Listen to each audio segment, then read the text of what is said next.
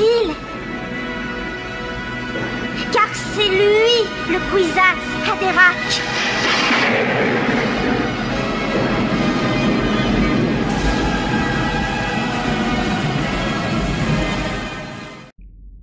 Salut les Fremen. Ouais, salut les copains, comment ça va?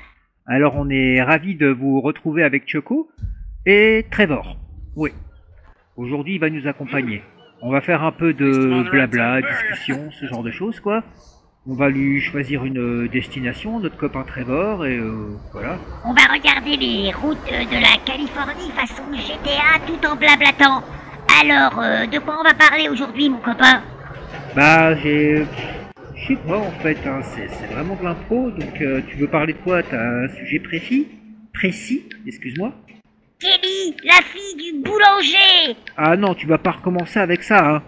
C'est bon là, ça fait même pas une minute qu'on a repris la vidéo et voilà, tu commences déjà à balancer des conneries. En plus, je croyais que c'était fini avec elle. T'avais pas quitté pour Farid du Pôle emploi? Ouais, mais elle m'a rappelé. Elle m'a rappelé. Et bah voilà quoi. Voilà quoi? Non, tout compte fait, je veux pas le savoir.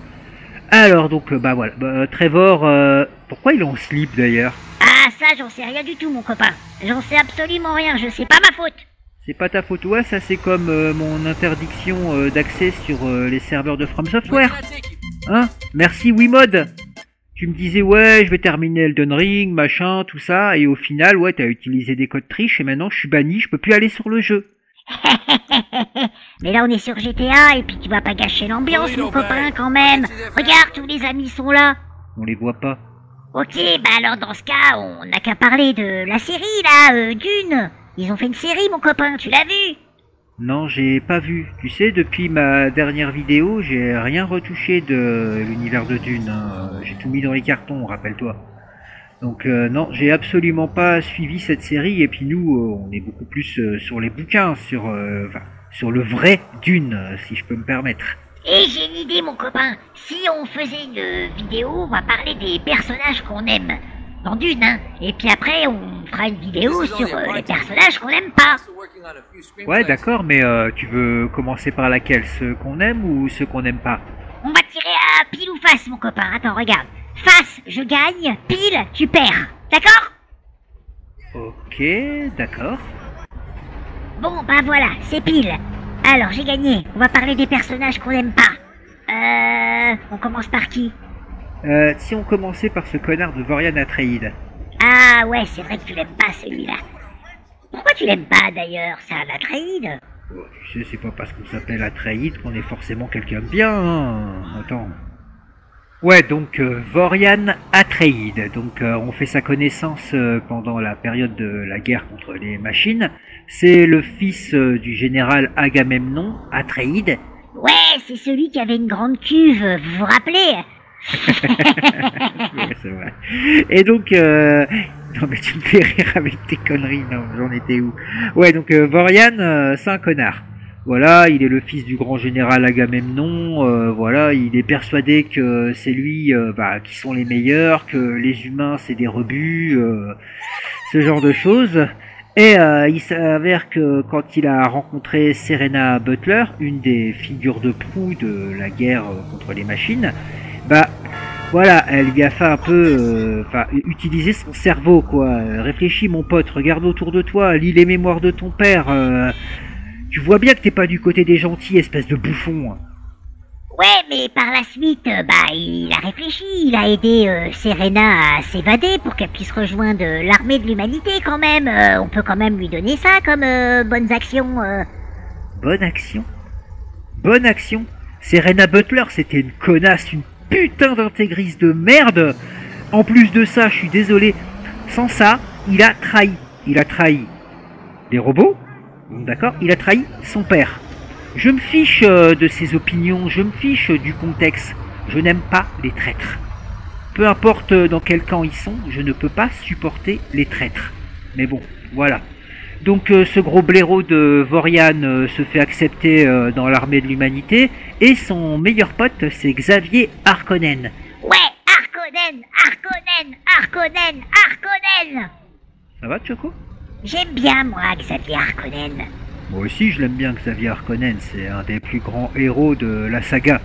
Malheureusement, il est ami avec Vorian. Et quand on a des amis comme Vorian, il n'y a pas besoin d'avoir d'ennemis, crois-moi. Ouais, tu sais, moi j'ai toujours soupçonné Vorian d'être encore secrètement amoureux de Serena Butler, et que c'est pour ça qu'il restait proche de l'entourage de Xavier, tu vois ce que je veux dire? Ouais, mais bon, Serena Butler, elle est à des années-lumière de penser à tout ça, quoi. Tout ce qu'Erasme lui a fait, voilà. Ouais, je crois qu'il lui a cautérisé le minou avec un fer à souder. Ouais, quelque chose comme ça. Putain, mais t'es con, toi. Oh, je crois que c'est ton frère. Mensonge, ce n'est pas mon frère, c'est un SMS. Oui, je voulais dire c'est ton frère par SMS. Bon, je verrai ça plus tard, là. On parle de Vorian Atreides, hein, un con à la fois. Par la suite, Vorian Atreides gravit petit à petit les échelons de la hiérarchie militaire dans l'armée de l'humanité, jusqu'à devenir Bashar, c'est l'équivalent d'un amiral, et il est super pote avec Xavier Harkonnen. C'est un petit duo d'ailleurs un peu à la amicalement vôtre. Il y a le Vorian un peu rigolard, mais bon, malgré le fait qu'il soit quand même un très bon stratège, mais c'est bon, le petit côté enjoué c'est Vorian, et le côté bien soldat, sérieux, c'est Xavier. C'est un peu comme Danny Wilde et Brett Sinclair en quelque sorte. Sauf que par la suite, il y a une petite histoire, c'est avec le patriarche Iblis Ginjo. Donc Iblis Ginjo, c'était aussi un esclave qui vivait sur la planète Terre, et pendant l'évasion de Serena Butler avec Vorian, il a profité pour les rejoindre. Et lui aussi, il a gravi les échelons, mais lui, les échelons de la politique. Et mais c'est quand même un putain de connard de magouilleur. Ouais, je l'ai jamais aimé d'ailleurs ce mec-là, Iblis Ginjo. Il a jamais retrouvé son slip d'ailleurs. Non, c'est vrai qu'il oui, c'est vrai. Et donc, bon, là, ce qui est moins amusant, c'est que Iblis Ginjo, il magouille. Il a d'abord magouillé avec Hecat. Donc Hecat, c'était un titan qui avait quitté la bande à Agamemnon il y a plusieurs siècles de cela, mais elle agit en quelque sorte comme mercenaire pour Iblis Ginjo. Ensuite, il y a eu l'histoire du trafic d'esclaves. Ah ouais, je me rappelle de ça, c'est un Tloulaxa. C'était des ancêtres des Tlaxous d'ailleurs. Ouais, certainement. C'est pas vraiment précisé, mais oui, c'est plus que probable d'ailleurs.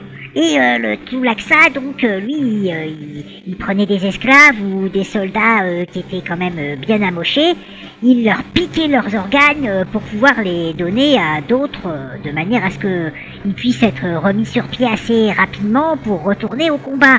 C'est d'ailleurs comme ça que Xavier Harkonnen, il avait eu ses poumons tout neufs après la bataille de Zimia au début de la saga. Oui, mais Xavier Harkonnen ignorait complètement que les poumons qu'il avait reçus après la bataille de Zimia venaient d'un trafic d'organes.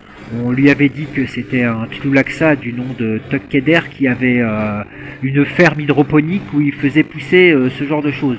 Ah, ça aurait quand même dû leur mettre la puce à l'oreille, hein, ils sont vraiment très cons. Ouais, enfin bon, il y avait d'autres priorités à ce moment-là. Mais par la suite, en effet, Xavier Harkonnen découvre qu'il y a en effet un trafic d'organes. Il voit même un de ses anciens soldats à qui il manque des organes externes et internes. Xavier, il est particulièrement choqué de ça. Et donc, il confronte d'abord Iblis Ginjo, mais Iblis Ginjo lui fait bien comprendre que de toute façon, quand t'es qui toi, t'es un petit soldat là, moi je suis le grand patriarche de l'humanité, qui est-ce qu'on va croire, toi ou moi? Donc Xavier Harkonnen sur le chemin du retour, ce qu'il décide de faire c'est de trafiquer le vaisseau, et il fonce en plein direction du soleil avec Iblis Ginjo en train de le supplier d'arrêter comme une putain de femmelette de merde. Ouais, je me suis toujours bien imaginé cette scène, Xavier Harkonnen aux commandes de son vaisseau spatial en train de foncer en plein vers le soleil, et le Iblis Ginjo là qui est en train de taper avec ses petits poings sur le fauteuil là. Je veux pas mourir. Et donc par la suite, là il y a un petit souci, c'est que le djihad il est toujours en cours. Et c'est toujours la guerre contre les machines. Et si les gens se rendent compte que le djihad est corrompu, que Iblis Ginjo traficoté, magouillé, et les gens vont plus s'engager dans le djihad. Les jeunes vont plus vouloir aller à l'armée, et on a besoin de chair à canon pour combattre les machines. Alors, ils donnent une autre version de l'histoire. Ils expliquent que c'est Xavier Harkonnen qui était un traître, qu'il était jaloux d'Iblis, ce genre de choses. Et on demande à Vorian Atreide d'appuyer cette histoire. Vorian Atreide, vous connaissez le grand sens des Atreides quand même, l'odeur, ce genre de choses. Et Vorian Atreide, il accepte ce connard. Il traîne le nom de Xavier Harkonnen dans la boue. Xavier Harkonnen devient le plus grand traître de toute l'humanité. Et Vorian, il appuie cette histoire. Donc, comme je le dis, avec un ami pareil, pas besoin d'avoir d'ennemis. Hein. Par la suite, les Harkonnen qui restent changent de nom, deviennent les Butlers. Oui, bon, ils prennent le nom de jeune fille, de la mère. Et les années passent. Et Vorian Atreide continue à faire son connard.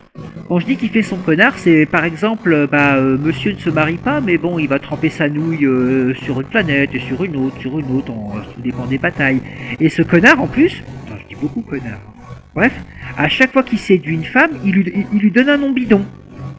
Donc, monsieur se retrouve avec plusieurs enfants illégitimes à droite à gauche, dont il s'avère qu'il va avoir une fille. Et cette fille aura aussi une fille.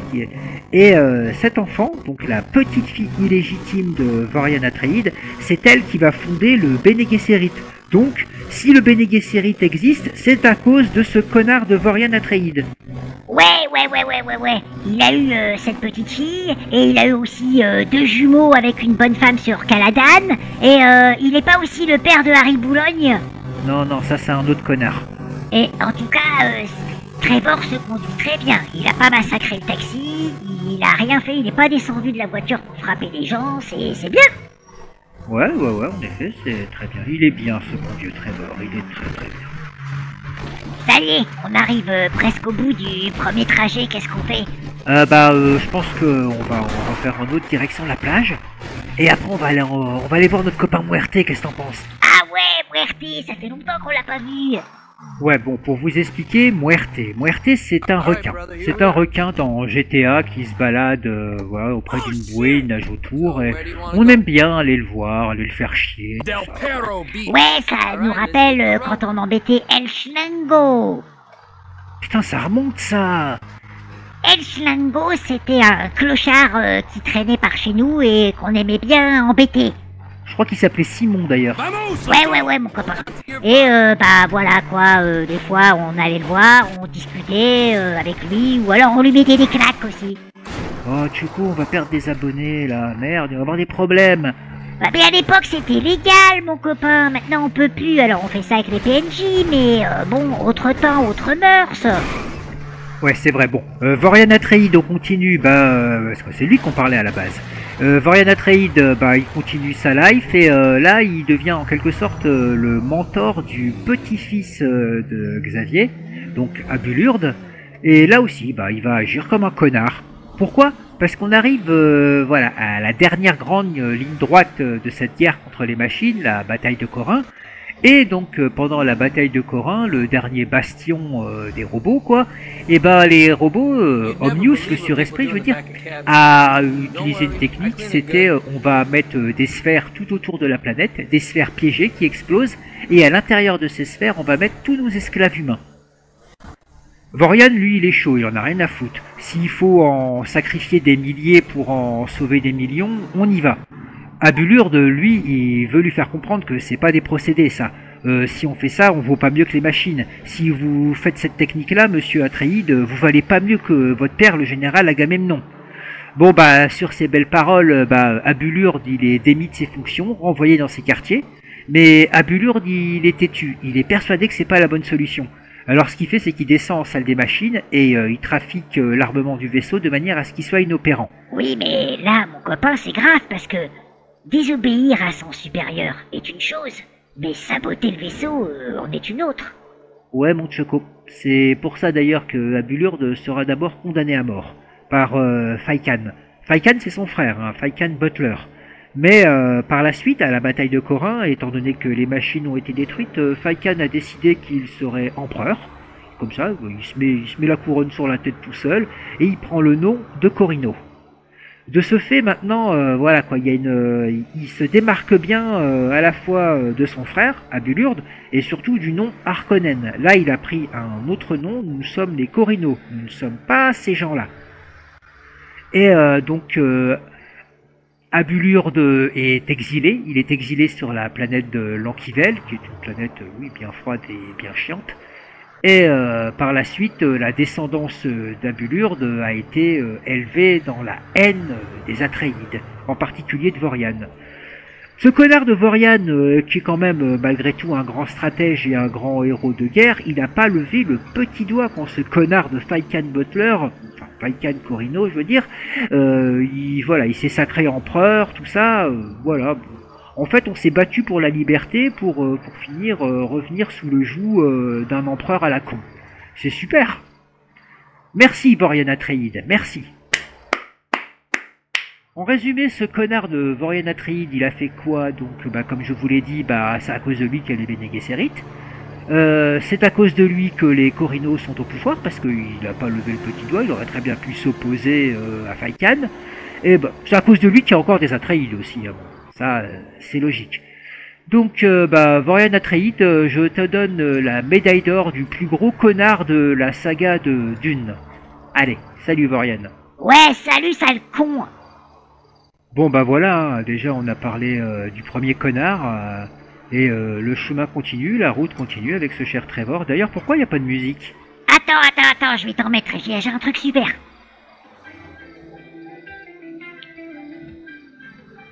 C'est l'histoire d'une meuf qui trouve pas de mec, alors elle se tape son homme de ménage.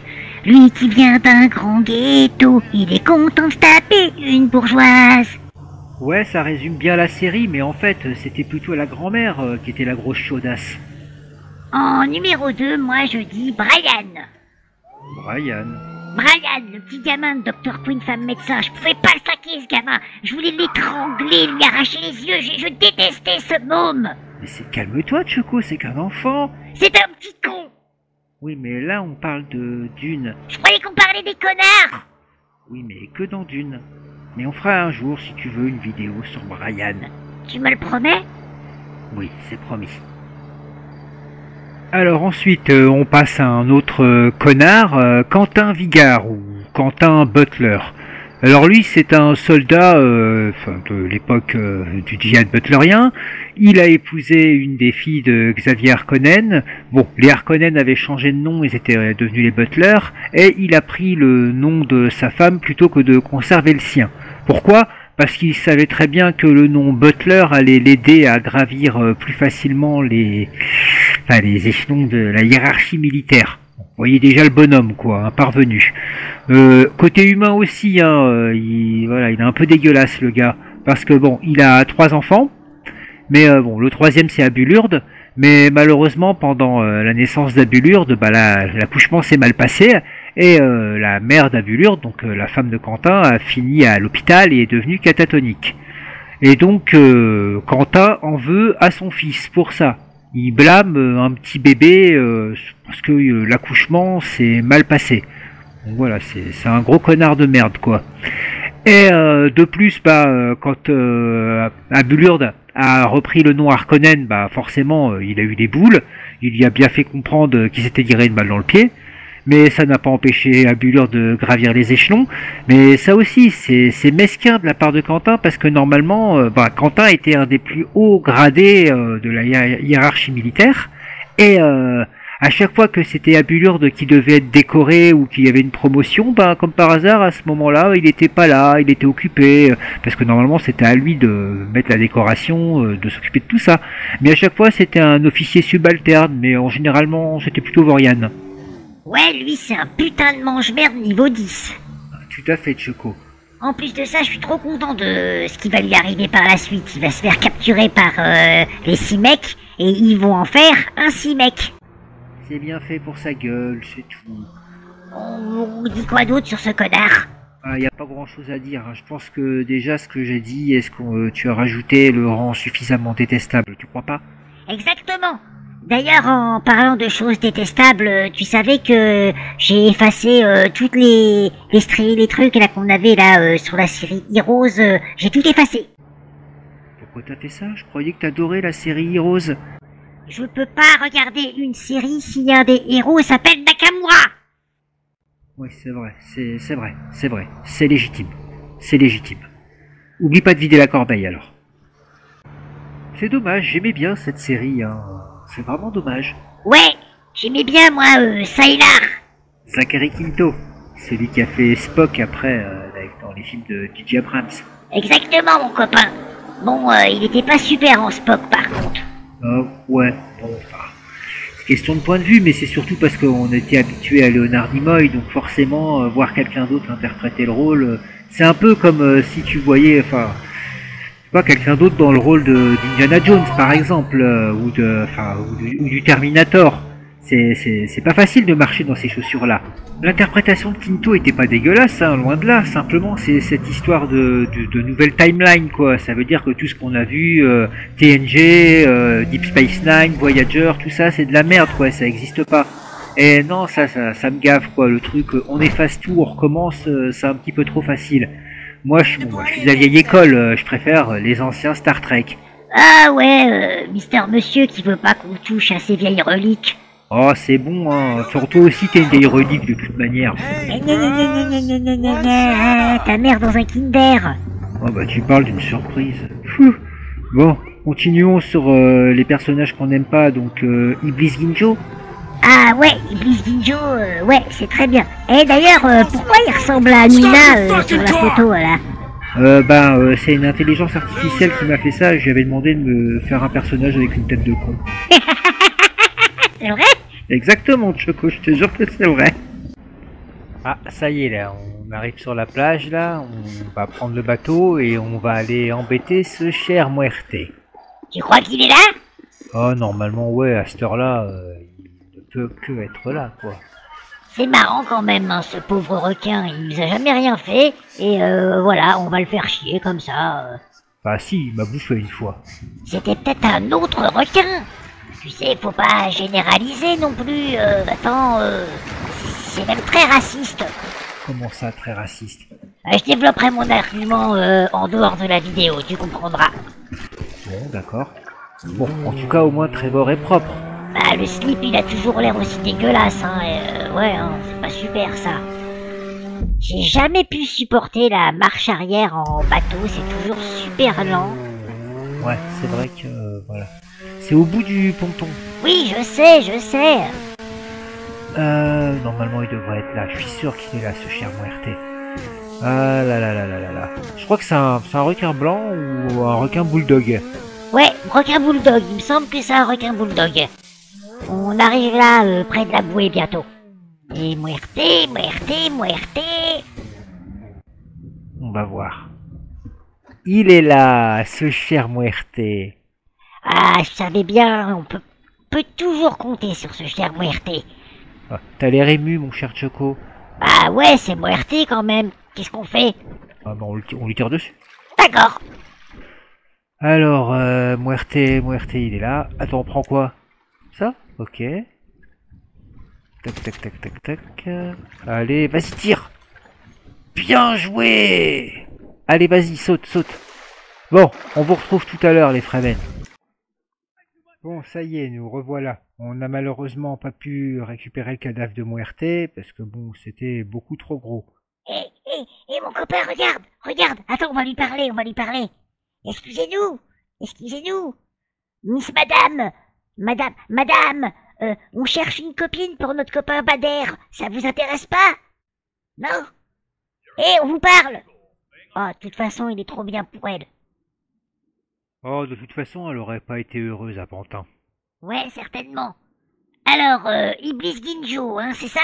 Ouais, on va profiter que Trevor ait mis un t-shirt et un pantalon. Plutôt cracra, hein, quand même, les vêtements.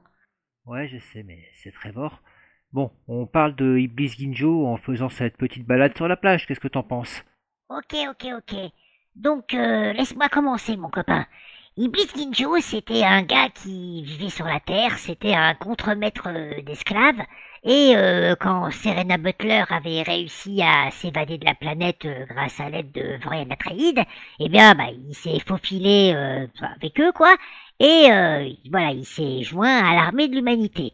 Mais lui, il s'est pas enrôlé dans les forces militaires, il est devenu un politicien. Et petit à petit, il a gravi les échelons et il a réussi par devenir le grand patriarche du djihad contre les machines. Ouais, et il a fini par être assoiffé de pouvoir, assoiffé de tout d'ailleurs. Hein. Bon, il avait une femme, mais ça l'empêchait pas d'avoir des maîtresses. De plus, il avait même essayé à un moment de faire une espèce de mariage blanc avec Serena Butler, mais bon, il s'est fait envoyer bouler. Par la suite, il a fricoté avec Hécate. Donc Hécate, c'est un ancien titan. Elle faisait partie de la bande d'Agamemnon, mais elle s'est barrée avant que Omnius prenne le pouvoir. Elle a jamais été sous le joug des machines pensantes. Et donc Hécate faisait un peu office de mercenaire pour Iblis Ginjo. Par la suite, il a trempé dans plusieurs petites magouilles. Par exemple, le trafic d'organes, on en parlait tout à l'heure. Et c'est Xavier Harkonnen qui s'est débarrassé de lui en pointant le vaisseau directement sur le soleil. Ça, c'est un plan qui aurait plu à Wendy Testaburger. Ah ouais, je me souviens. De plus, Iblis Ginjo, il a aussi eu une aventure avec Zuffa Senva. Donc Zuffa Senva, c'était la sorcière suprême de la planète Rosak. Zuffa, ça faisait plusieurs années qu'elle essayait d'avoir un enfant, mais malheureusement, elle faisait que des fausses couches parce qu'elle ne trouvait pas de père adapté à elle, quoi. Et elle a découvert que, en fait, Iblis Ginjo, c'est un descendant de la planète Rosak. Mais bien sûr, il ne s'en souvient pas parce que ça faisait des générations et des générations que sa famille était esclave sur Terre par les machines pensantes. Donc, ils ont eu une aventure tous les deux, et Zuffa Senva a pu avoir sa fille parfaite entre guillemets, Tissia Senva, une connasse aussi. Mais bon, voilà quoi. Donc ensuite, Iblis Ginjo, comme je vous l'ai dit, il avait magouillé pour épouser Serena Butler parce que, étant donné que Serena Butler est la grande prêtresse du djihad, figure de proue, quoi. Une connasse aussi. Oui, c'est vrai. Et donc, il s'était dit que le mariage allait encore renforcer sa position, mais bon, Serena Butler, les choses de l'amour, tout ça, elle veut pas en entendre parler. Elle est dans son chagrin depuis la mort de son fils. Elle est comme ça. N'empêche que Serena, elle a pas eu de bol. Hein. Elle a été capturée par les machines pensantes pendant qu'elle était enceinte. Tout ce qu'elle rêvait, c'était de retrouver son fiancé Xavier Harkonnen. Elle accouche donc dans le monde des machines pensantes. Son fils se fait tuer devant elle. Elle arrive à s'évader. Elle retrouve son fiancé Xavier Harkonnen. Mais voilà, celui-ci, il a épousé la petite sœur de Serena pendant ce temps-là parce qu'il croyait qu'elle était morte. Ouais, c'est vrai quand même, c'est... Waouh, VDM de ouf. Bon voilà, hein, on attend un nouveau taxi pour aller dans une nouvelle destination, mais cette vidéo par contre va s'arrêter là. Voilà, on en refera une autre après. Ouais les copains, en tout cas c'était une super balade avec notre poteau Trevor, et c'était sympa de revoir Muerte aussi, et de vous retrouver, c'était bien cool. Bon, allez, à très bientôt les Fremen, salut. C'est l'histoire d'une femme qui trouve pas de mec, alors elle se tape son homme de ménage. Lui qui vient d'un grand ghetto, il est content de se taper une bourgeoise. Y a un gamin qui est un petit peu perdu, et la grand-mère qui est une chaude du cul.